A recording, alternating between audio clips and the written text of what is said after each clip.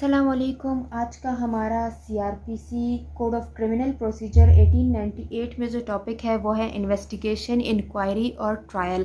आज के इस लेक्चर में हम पढ़ेंगे मीनिंग ऑफ इन्वेस्टिगेशन, इंक्वायरी और ट्रायल।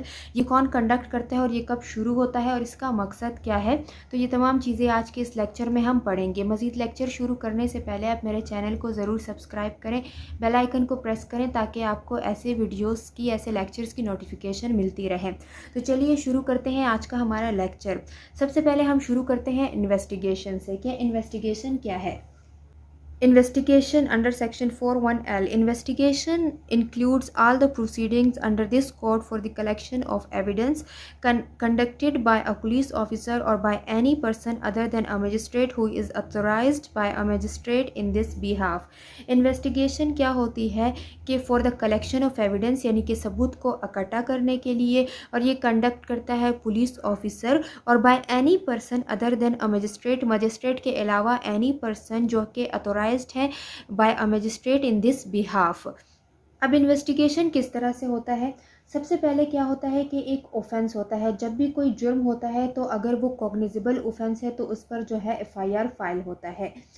तो जब एफआईआर फाइल होता है, अगर वो कोई कॉग्निजेबल ऑफेंस है, इस पर पुलिस का फिर क्या काम होता है कि वो इन्वेस्टिगेशन शुरू करती है under section 156 CrPC 156 CrPC investigation into cognizable cases, यानी कॉग्निजेबल केसेस में पुलिस इन्वेस्टिगेशन करती है। तो जब कोई कॉग्निजेबल ऑफेंस होता है उस पर एफआईआर होता है। एफआईआर के बाद क्या होता है कि पुलिस का काम होता है इन्वेस्टिगेशन अंडर सेक्शन 156।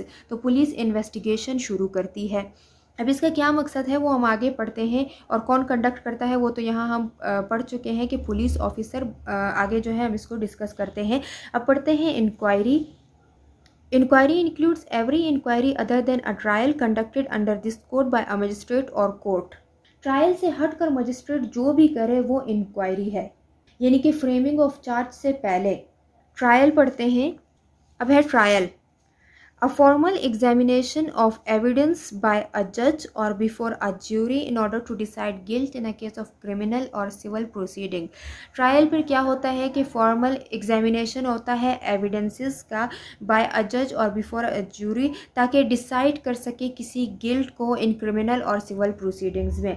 अब ट्रायल में ये होता है कि अगर कोई बंदा इनोसेंट है तो उसकी जो है बेगुनाही को साबित करना, या फिर अगर वो गिल्टी है तो उसकी गिल्ट को साबित कर देना। यानी कि एक बंदा जो है वो ट्रायल में या तो कन्विक्ट हो जाएगा या फिर एक्विट हो जाएगा एविडेंसेस की बिना पर। तो ट्रायल में क्या होगा कि या तो एक बंदा जो है एविडेंसेस की बिना पर कन्विक्ट हो जाएगा या फिर जो है वो एक्विट हो जाएगा। अब इसके ऑब्जेक्ट पढ़ते हैं कि क्या ऑब्जेक्ट है ऑफ इन्वेस्टिगेशन, पर्पस क्या है। The object and purpose of investigation is to collect evidence.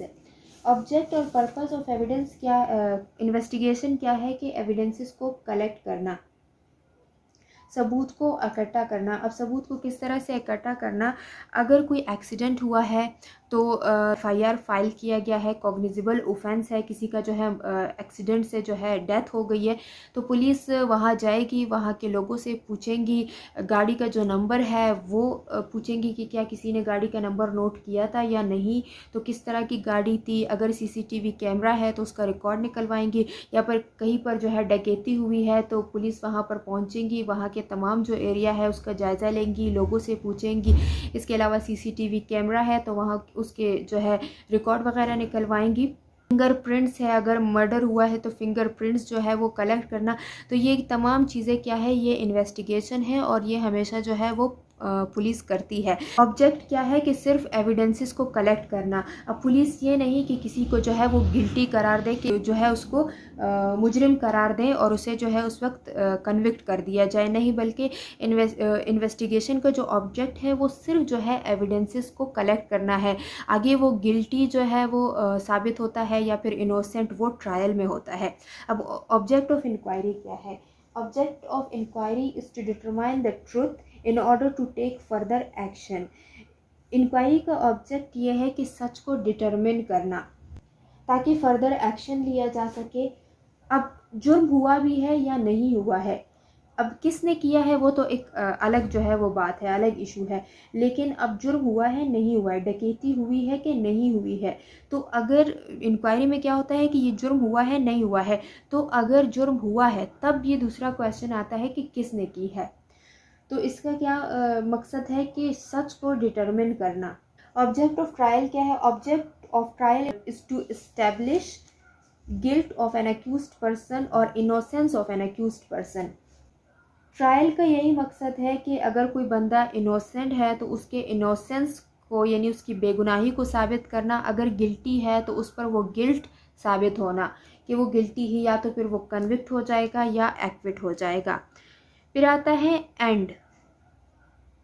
अब ये जो इन्वेस्टिगेशन है, इंक्वायरी है, ये कब एंड होता है? तो एंडिंग ऑफ इन्वेस्टिगेशन।